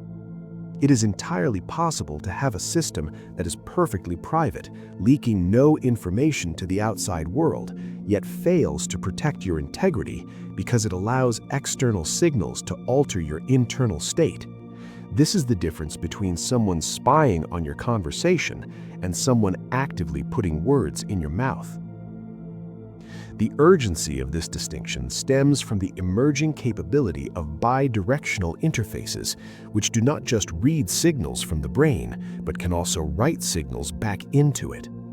In the medical field, this is used therapeutically to stop tremors or prevent seizures, but the same mechanism creates a pathway for potential manipulation. This leads to the concept of the neural nudge. We're already accustomed to behavioral nudges in the digital world, where algorithms subtly guide our attention or purchasing choices. However, a neural nudge delivered via a screen must still pass through your eyes and be processed by your conscious mind, offering a moment of critical reflection. A neural nudge delivered via direct electrical or magnetic stimulation bypasses these sensory gatekeepers entirely. This form of influence could theoretically stimulate a desire, suppress a doubt, or trigger a specific emotional response before the user is even consciously aware of what is happening. This bypass of executive function is why legal experts argue that mental integrity must be enshrined as a fundamental human right, equivalent or exceeding the protections we place on bodily integrity. Just as it is a crime to physically manipulate someone's body without consent, it represents a profound violation to alter the electrical chemistry that constitutes their personality. The right to mental integrity asserts that you must remain the unhindered author of your own thoughts and that your neural activity should not be subject to unauthorized tuning. This potential for rewriting leads us directly to the concept of psychological continuity, a specific neuroright proposed to protect the stability of your personal identity. Unlike mental privacy, which shields the content of your thoughts, psychological continuity is concerned with the vessel itself, ensuring that the person you are today is not surreptitiously altered by an external algorithm tomorrow. We see early precursors to this dilemma in deep brain stimulation therapies used for conditions like Parkinson's disease. While these treatments are medically revolutionary, restoring motor control and quality of life, they operate by delivering electrical impulses to specific neural targets, effectively overriding the brain's natural firing patterns. In rare but documented instances, patients have reported feeling like strangers to themselves after the device is activated. Family members sometimes describe a shift in personality, observing new impulsivity, distinct changes in mood, or even sudden shifts in musical and artistic tastes that feel uncharacteristic of the individual they knew. This phenomenon raises a difficult question about agency and the source of our behaviors. If a device is correcting your brain activity to stop a tremor, and as a side effect it makes you more confident or more reckless, is that new behavior truly yours, or is it an artifact of the machine? The technology becomes even more complex with the advent of closed-loop systems. These are devices that do not just deliver a constant stream of stimulation, but actively listen to brainwaves in real time, firing only when they detect a specific pattern, such as the onset of a seizure or a depressive episode. By automatically adjusting neural activity to maintain a baseline, the device acts as a co-processor for your mood. This creates a philosophical puzzle reminiscent of the ship of Theseus. Ancient thinkers asked that if you replace every wooden plank of a ship one by one over many years, at what point does it stop being the original ship and become something else entirely? When we apply this to the mind, we must ask how much neural activity can be modulated, augmented, or corrected by artificial intelligence before the continuity of the self is broken. It is a question of gradual change versus artificial rupture. We all change naturally as we age, learning from experience and maturing slowly over the decades. Thinking back on your own life for a moment, do you feel like the exact same person you were 10 years ago? Or does that past version of you feel like a distant relative compared to who you are tonight? While natural change feels seamless because we are present for every second of the transition, technological alteration can happen in the blink of an eye, potentially creating a disjointed sense of self. The proposed right to psychological continuity asserts that any neurotechnology interacting with the brain must be designed to preserve the user's sense of remaining the same person. It suggests that while we may want to enhance our memory or cure our ailments, we generally do not wish to wake up with a personality that has been retuned by a software update, leaving us to wonder where our authentic self ends and the algorithmic correction begins. This boundary becomes even more porous when we look toward the ultimate ambition of high-bandwidth neural interfaces, which is the direct connection of the human mind to the cloud. This concept goes beyond merely controlling a cursor or a robotic arm.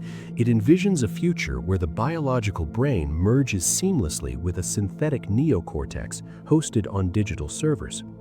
The theoretical promise is the ability to expand human cognitive capacity instantly, allowing a person to access the sum of human knowledge, not by typing a query into a search bar, but by thinking a question and receiving the answer immediately, as if it were a memory they had always possessed.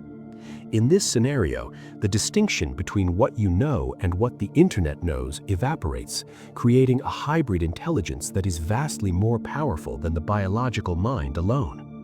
However, this seamless integration suggests that the private sanctuary of the skull is no longer a closed system. If information can flow freely into the mind from the cloud, it implies that the internal state of the mind is visible to the network hosting it. The act of thinking, which has been the one truly private human experience for our entire history, becomes a data stream that can be monitored, analyzed, and potentially monetized. The infrastructure required to support a brain-cloud interface would necessitate real-time processing of neural patterns, meaning that your stream of consciousness would effectively be running through a third-party filter before you even register it as a thought. This vulnerability gives rise to a new category of risk known as brain-jacking. Just as cardiac pacemakers and insulin pumps have been shown to possess security flaws that could theoretically be exploited by malicious actors, a device connected to the brain introduces the possibility of unauthorized manipulation of neural activity. Security researchers have already demonstrated that it is possible to intercept and alter the signals of simple wireless medical implants. When this logic is applied to a neural interface, the implications shift from data theft to the alteration of impulse and sensory perception. A sophisticated attack could, in theory, stimulate the brain's reward centers to induce addictive behaviors or suppress alert systems to render a person docile, turning the user's own biology against them. If you had the choice to augment your intelligence by connecting your mind to the internet, but it meant risking the privacy of your inner thoughts, would you take the leap?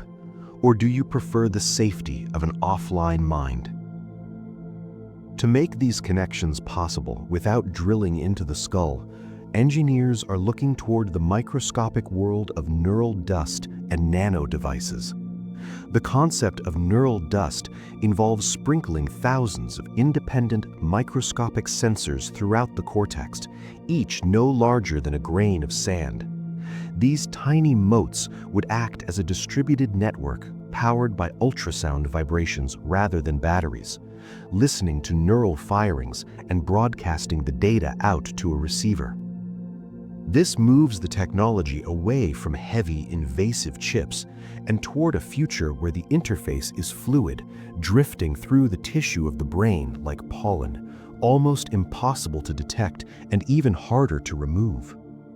Once that threshold is crossed, the barrier between the private self and the public world effectively evaporates, leading us toward a theoretical state that ethicists call the transparency society. In this scenario, the technology acts as a universal solvent for secrecy, potentially making the act of lying obsolete. While a world without deception initially sounds like a utopian moral victory, neuroethics experts argue that the inability to deceive would fundamentally break the machinery of human interaction. The neural signatures of fabrication are distinct from those of memory recall, meaning that with high-fidelity brain-computer interfaces, an observer could theoretically detect a lie the moment it forms in the prefrontal cortex, long before it reaches the tongue. This absolute clarity would dismantle the intricate social lubrication that keeps civilization running.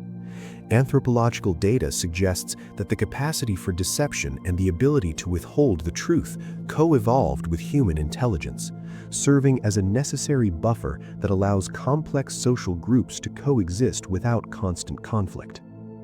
We rely on the gap between what we feel and what we say to navigate professional hierarchies, spare the feelings of loved ones, and maintain peace in crowded environments.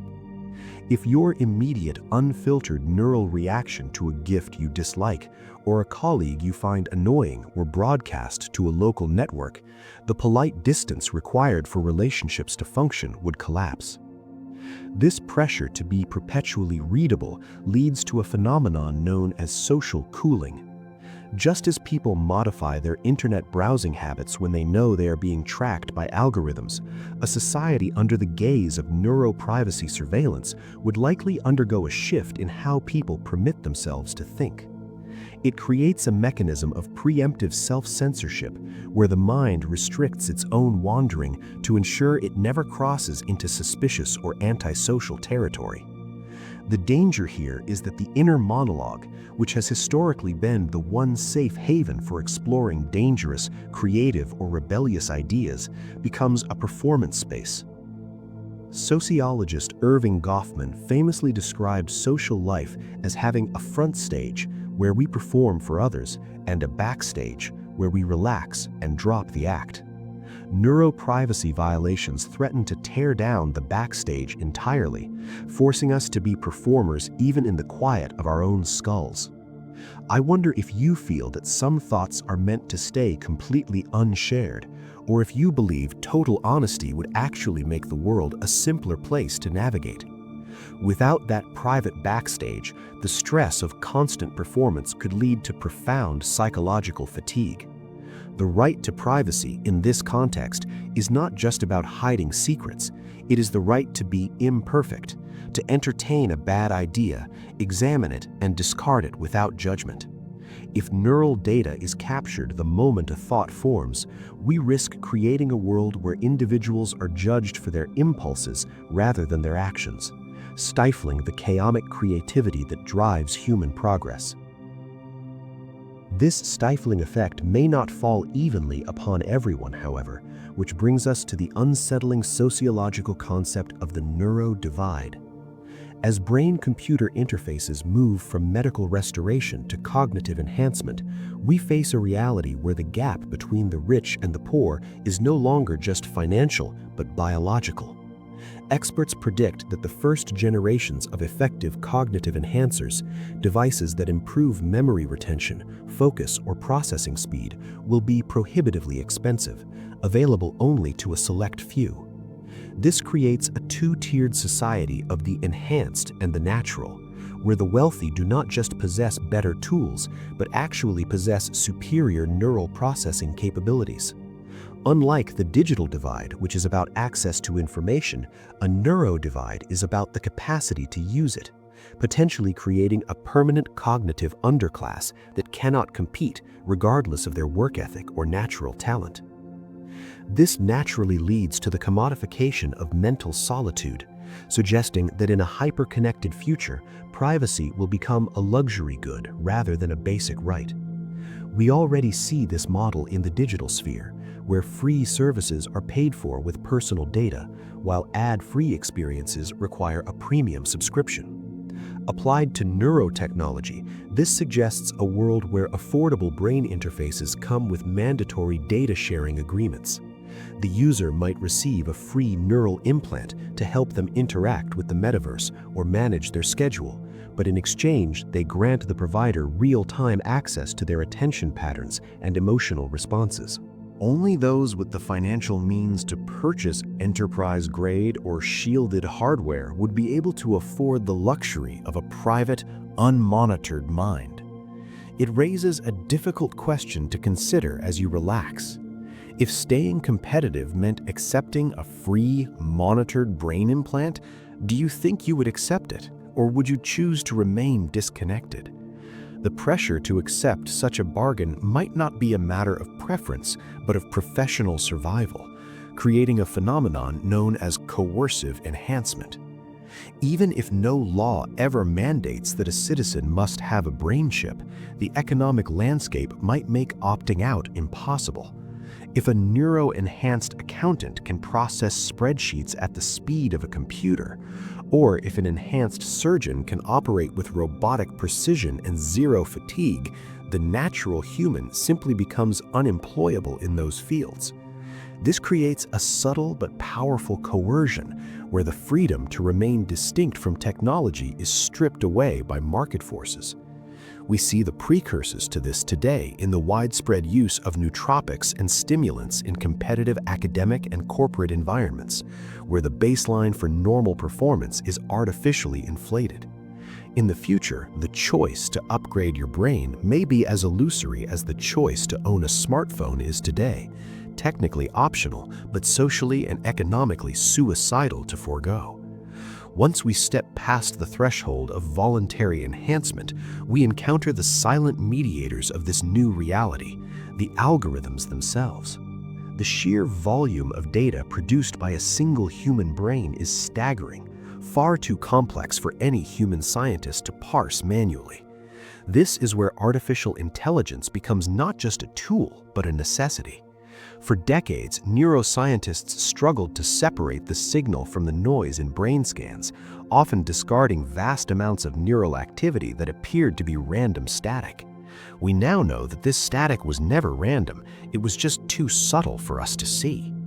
Advanced machine learning models have demonstrated an uncanny ability to find structure in this chaos, identifying thoughts and mental images based on firing patterns that look like gibberish to the human eye.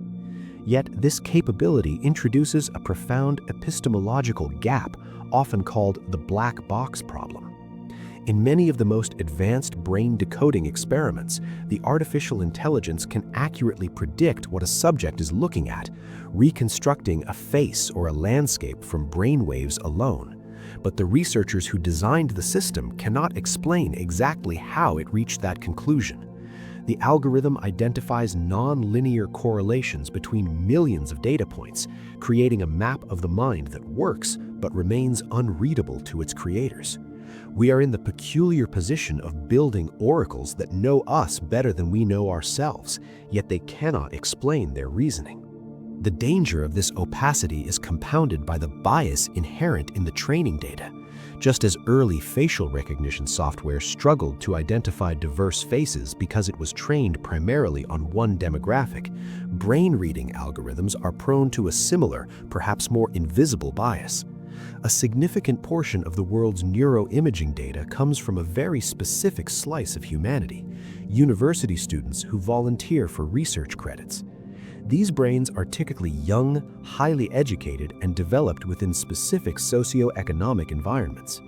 An algorithm trained to interpret the neural architecture of a 20-year-old Western student may catastrophically misinterpret the neural signals of someone from a different culture, age group, or neurotype. This is not merely an academic concern. It becomes a question of freedom when we consider the potential for algorithmic crime detection. The legal system has long fantasized about a flawless lie detector, a machine that can bypass the deceptive tongue and peer directly into the honest brain. Techniques involving the P300 brainwave, a signal that spikes when the brain recognizes something familiar, are already being explored to reveal guilty knowledge. But the algorithm cannot distinguish between different types of recognition. If a suspect is shown a picture of a crime scene, their brain might light up not because they were there, but because they saw a similar location on the news, or simply because the image is distressing. The machine detects the spike of attention and flags it as a match. In the binary logic of the algorithm, a complex web of innocent association can easily look like a confession, leaving the accused trapped by a false positive generated by their own biology. This potential for biological betrayal underscores a fundamental reality that neuroprivacy advocates are frantically trying to address. It brings us to the uncomfortable fact that the conscious self, the distinct personality that you feel yourself to be right now, is arguably only a minor tenant in the much larger building of your brain. Neuroscientists and psychologists have long understood that we are not the masters of our own house. The vast majority of brain activity is entirely unconscious, handling everything from regulating your heartbeat to processing complex emotional associations, often milliseconds or even full seconds before they ever bubble up to your awareness. This creates a unique and unprecedented privacy paradox. In every other sphere of human history, privacy has been defined as the right to conceal what you know. You know your secrets and you choose not to share them. You know your past and you keep it silent. But neurotechnology has the potential to reveal secrets that you did not even know you were keeping. If a sensor can read the neural substrate of your mind, it is accessing the raw, unpolished data of your existence. It effectively bypasses the internal editor that sits between your brain and your voice, exposing the machinery of the mind before you've had a chance to curate the output. Consider the difficult reality of implicit bias. You might be a person who consciously rejects a certain prejudice, someone who believes deeply in fairness and equality and lives by those values. Yet your brain, conditioned by decades of environmental patterns or media, might still fire a split-second negative association when shown a specific image. Your conscious mind catches this error and corrects it instantly, vetting the thought and asserting your true moral stance. This veto power is a crucial part of being human. However, a high-speed neural interface monitoring your sub-second reactions would only see the initial spark. It captures the reflex, not the reflection. It documents the biological noise rather than the moral choice, potentially painting a data-driven portrait of you that is factually accurate regarding your neurons, yet completely false regarding your character. This technological capability threatens to strip away the mental privacy that allows us to filter our baser instincts and present our best selves to the world. It forces us to confront the mystery of our own depth. I'd be curious to hear your perspective on this philosophical puzzle. If you were given the chance to see a perfect transcript of your own unconscious mind, every fleeting shadow thought you've never acknowledged, would you actually want to read it? Or is that a door best left closed? The question highlights the fragility of our identity when stripped of our ability to curate it. If our unconscious reactions are cataloged and analyzed, we lose the privilege of being defined by our choices rather than our reflexes. We become transparent in a way that biology likely never intended, exposed not just to other people, but to the cold logic of algorithms that lack the nuance to understand the difference between a fleeting neurological impulse and a deeply held belief. This distinction is where the concept of cognitive liberty moves from the realm of philosophical debate into urgent practical necessity. It represents a proposed evolution of human rights designed to protect the sphere of the mind just as we protect our physical bodies, our homes, or our private correspondence. Legal scholars and ethicists are currently arguing that freedom of thought, which was once a passive right that simply meant you could not be jailed for your internal opinions, must now become an active right, granting every individual the legal power to exclude others from their neural activity entirely. It is fascinating to observe that this is no longer a matter of science fiction, as the Republic of Chile recently became the first nation in history to amend its constitution specifically to protect brain activity and the information it generates. This groundbreaking legal innovation treats neural data as a unique category of existence, distinct from medical records or consumer browsing history. Because our neural patterns constitute the very seat of the self, they require a level of protection that is absolute and inviolable. Following this precedent, international bodies like the United Nations Educational, Scientific, and Cultural Organization are actively navigating this uncharted terrain, debating global frameworks that would prevent what is known as neurodiscrimination. This is a potential future scenario where an employer, insurer, or government entity might unfairly judge an individual based on their subconscious reflexes of their brain, biological reactions they cannot control, rather than their conscious choices and actions. But laws are often slower than invention, which brings us to the engineering side of privacy and the complex search for cognitive encryption. In the digital world, we protect our emails and banking data by scrambling them into nonsense that requires a specific mathematical key to decode. Yet applying this logic to the human brain presents a staggering biophysical challenge. Because the brain does not operate on simple binary code, but rather through complex rhythmic waves of voltage and diverse chemical exchanges, we cannot simply password protect a neuron or encrypt a memory file. Instead, privacy engineers are investigating the concept of signal jamming or noise injection. Imagine a wearable device that sits near the skull and emits a randomized pattern of electromagnetic noise, a subtle static that is physically harmless and invisible to you, but blinding to any sensor trying to read your neural signature from a distance. It would be akin to whispering your secrets in a loud, crowded room. The person you intend to speak to can hear you, but a microphone across the street hears only the roar of the crowd, effectively masking the specific signal of your inner monologue within a wash of meaningless data. Even with this encryption, the physical device itself remains a point of vulnerability, which has given rise to a movement advocating for open-source neurotechnology. The logic here is that if a neuro-brain-computer interface is a black box, a proprietary secret where only the manufacturer knows how the circuits are arranged, there is no way to verify that it does not contain a hidden backdoor. Without the ability to inspect the code and the schematics, a user can never be truly certain that the device helping them meditate or type with their mind is not also quietly archiving their emotional states for a third party. By insisting on transparent, auditable hardware, the scientific community hopes to ensure that the technology remains a tool for human empowerment rather than a mechanism for surveillance. It raises a profound question about the future of intimacy. If you had the ability to install a perfect firewall for your mind, ensuring no machine could ever interpret your feelings, would you embrace that total isolation? Or is the potential for connection worth the risk?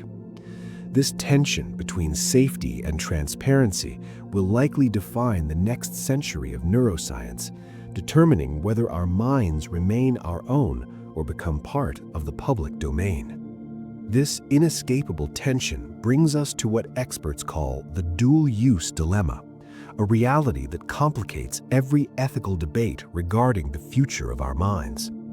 It is a fundamental truth of this technology that every tool designed for healing is, by definition, a tool capable of surveillance. There is no scientific way to separate the two functions because they rely on the exact same mechanism. To fix a malfunctioning brain circuit, a device must first be capable of reading it. It must listen to the neural firing patterns, decode what they mean, and identify the specific error before it can intervene to correct it. Consider the rapidly advancing field of memory prosthetics, which offers a shimmering ray of hope to millions suffering from dementia, Alzheimer's, or traumatic brain injuries. To build a device that can bridge a damaged hippocampus and restore a lost memory, that device must inherently possess the ability to read, process, and store the contents of that memory. If a neural implant is sophisticated enough to help a patient remember the face of their spouse or the sound of their name, it is necessarily sophisticated enough to record and digitize that visual and auditory data. We cannot have the cure without the access. This places society in a precarious position where banning the technology to protect privacy effectively means banning the therapies that could end profound human suffering. This dynamic is already visible in the evolution of deep brain stimulation. Early versions of these implants acted like simple pacemakers for the brain, sending out a constant rhythmic pulse of electricity to quell the tremors of Parkinson's disease. However, the newest generation of these devices utilizes what is known as closed-loop technology. Instead of blindly firing, they constantly record deep brain activity, waiting for the specific electrical signature of a symptom before they act. This makes the treatment far more effective and creates fewer side effects.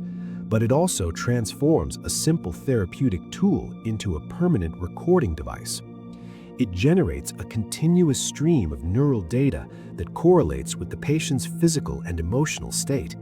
This data, which is often uploaded to cloud servers for analysis and calibration, creates a digital exhaust trail of the patient's inner life.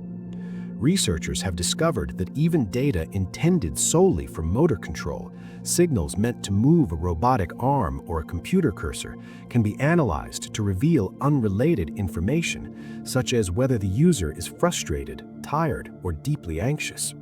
The intent to heal carries the unavoidable side effect of exposure. Therefore, the challenge we face is not simply deciding whether to allow neuro-reading technology, but deciding how to manage the inevitable byproduct of medical progress. We are moving toward a future where the prerequisite for mental health may be a certain transparency of the mind. The algorithms that predict a depressive episode or a seizure need historical data to function, meaning the patient must surrender the privacy of their neural patterns in exchange for their well-being. It suggests that in the coming decades, the most comprehensive dossier of a person's thoughts and feelings will not be compiled by intelligence agencies, but by their own medical implants operating quietly in the background to keep them well. This shift in medical technology brings us to a profound realization, one that echoes back through history to the ancient philosophers who first mapped the geography of the human spirit. For millennia, the Stoic thinkers, most notably the Roman Emperor Marcus Aurelius, championed the concept of the inner citadel, a fortress of the self that remained impregnable even when the physical body was captured, constrained, or observed. This ancient wisdom suggests that while the world may claim your labor, your image, and your actions, the theater of your mind remains the one true sanctuary, where you are the sole spectator and the final authority. However, the rise of neuroprivacy concerns challenges this historical assumption, forcing us to ask whether the inner citadel can remain standing when the walls are made of transparent glass. This leads to a crucial distinction that ethicists are currently grappling with: the difference between solitude and secrecy. In the realm of psychology, true solitude is defined not merely as being physically alone, but as the state of being unobserved. It is in this unmonitored space that the human mind performs its most vital maintenance. Psychologists argue that the knowledge of being watched, even by a benevolent medical algorithm, fundamentally alters the way we think, a phenomenon known as the chilling effect applied to consciousness itself. If we know our anxieties are being logged to predict a panic attack, or our moments of anger are being analyzed to monitor hormonal balance, we may unconsciously begin to perform our thoughts rather than simply experiencing them. This brings us to the vital importance of mental wandering, a cognitive state that is often messy, inefficient, and chaotic, yet absolutely essential for creativity and problem solving. History is filled with breakthroughs that arrived not during focused, optimized thinking, but during moments of idle, unmonitored daydreaming. There is a genuine fear among neuroethicists that in a world of total neural transparency, we might optimize our minds for wellness and stability at the cost of the wild, unpredictable sparks that drive human innovation. Do you feel your best and most creative ideas come to you when you are completely alone, or do you find inspiration in the presence of others? This leads to the emerging legal concept of cognitive liberty, which many legal scholars argue will be the defining human rights battle of the 21st century. Cognitive liberty proposes that the right to mental integrity is absolute, meaning that you have the right to alter your own mental state, but also the right to refuse any technology that reads or alters it for you. It posits that the mind is the last true private space in a universe that is increasingly connected and quantified. As we reach the boundaries of what we know about the brain and privacy, we are left with a final comforting truth about the complexity of the human experience. Despite the incredible advances in neuroimaging and the decoding of electrical signals, there remains a vast, unbridgeable gap between data and experience. A machine may record the firing of neurons that corresponds to the smell of rain or the feeling of nostalgia, but it cannot feel the rain or experience the ache of the memory. The qualia, the subjective texture of being alive, remains a ghost in the machine that no amount of code has yet been able to capture. The story of neuroprivacy is not just a story about protecting data, it is a story about preserving the mystery of what it means to be a person. It is a reminder that while our neurons may fire in predictable patterns, the symphonies they create are unique, ephemeral, and beautifully our own. As we navigate this new frontier, finding the balance between the incredible healing potential of connection and the sacred necessity of solitude will be our greatest challenge. Thank you for spending this time exploring the hidden landscapes of the mind. If you enjoyed this journey into the quiet corners of science and self, please consider subscribing to join us for the next exploration. May your own inner citadel remain a place of peace, and may your thoughts tonight be entirely your own. This brings us to a profound realization about the inherent resilience of the human spirit, grounded in the very biology of our existence.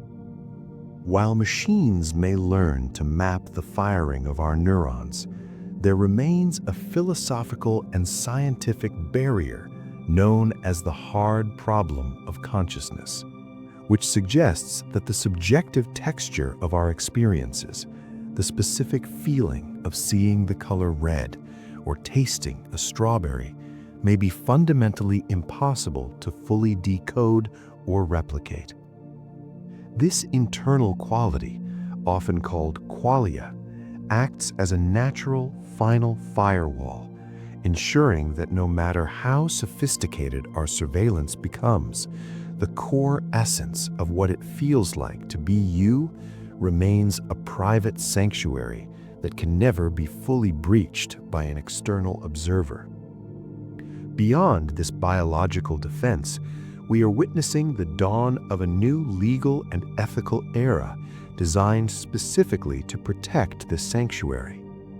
In a historic precedent, the nation of Chile became the first country in the world to amend its constitution to explicitly include neuro rights, legally defining mental integrity and psychological continuity as fundamental human rights that must be protected from technological alteration or intrusion. This landmark decision serves as a beacon for the rest of the world, establishing the principle that the data generated by the human brain is not a commodity to be traded, but a constituent part of the human self that demands the highest level of protection. As we look back on the landscape we have traversed, we see a journey that began with the simple electrical sparks of a single neuron and expanded into a complex web of technology, ethics, and identity. We have moved from the early days of crude electroencephalograms to the sophisticated potential of neural interfaces that can restore speech to the voiceless and movement to the paralyzed. We have examined the delicate balance between the immense medical benefits of brain-computer interfaces and the necessary caution required to preserve our cognitive liberty. It is a vast horizon filled with both shadow and light, yet it is a landscape that we have the power to shape. There is a comfort in knowing that this technology is still in its infancy, and the future is not something that simply happens to us, but something we actively create through our choices, our laws, and our conversations. The mind is adaptable, resilient, and famously difficult to tame, capable of rewriting its own circuitry in response to the world. As we close this chapter, I wonder which part of this journey into the architecture of your own mind felt most significant to you tonight. We end not with fear of the unknown, but with an appreciation for the magnificent complexity of the brain that allows you to listen, to understand, and eventually to dream. If you found a moment of clarity or calm in this exploration of the mind's hidden frontiers, please consider subscribing to join us for our next drift into the wonders of science. May your inner citadel remain strong, and may your rest be deep and undisturbed.